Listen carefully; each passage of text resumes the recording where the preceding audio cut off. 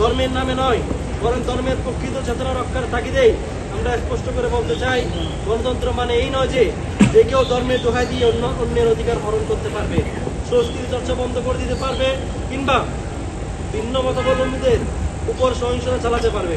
গণতান্ত্রিক ব্যবস্থার সুযোগ নিয়ে যারা এই রাষ্ট্রকে ধাপে ধাপে একটি সংকীর্ণ অসহিষ্ণু কাঠামোর দিকে টেনে দিতে চায়, গণতন্ত্রের প্রতি প্রকৃতি সন্ত্রাসীর প্রত্যেক মানুষের উচিত তাদের বিরুদ্ধে প্রতিরোধ গড়ে তোলা।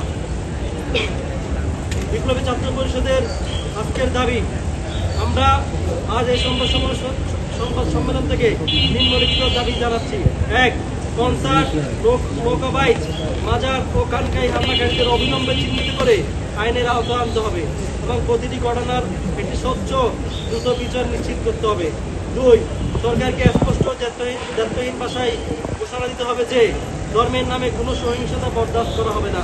প্রশাসনের নীরবতা, বিলম্ব বা পক্ষপাতমূলক আচরণ বন্ধ করতে হবে এবং ভবিষ্যতে এমন হামলা ঠেকাতে পুলিশ ও স্থানীয় প্রশাসনকে আগে থেকেই সক্রিয় থাকতে হবে। ৩.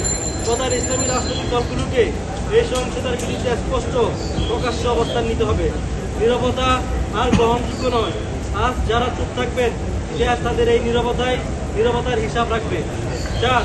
দেশের সাংস্কৃতিক ঐতিহ্য, লোকসঙ্গীত, নৌকাবাইজ, মাজার খানকা কেন্দ্রিক সুফি ঐতিহ্য রক্ষায় রাষ্ট্রীয় পৃষ্ঠপোষকতা ও পর্যাপ্ত নিরাপত্তা নিশ্চিত করতে হবে, যাতে সাধারণ মানুষ ভয় ছাড়াই তাদের উৎসব উদযাপন করতে পারে। ৫.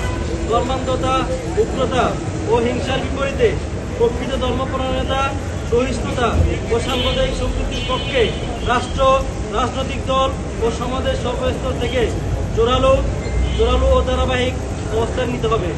শুধু ঘটনার পরে বিবৃতি দিয়ে নয়, বরং শিক্ষা, সংস্কৃতি ও গণমাধ্যমের মাধ্যমে দীর্ঘমেয়াদী প্রচেষ্টার মধ্য দিয়ে।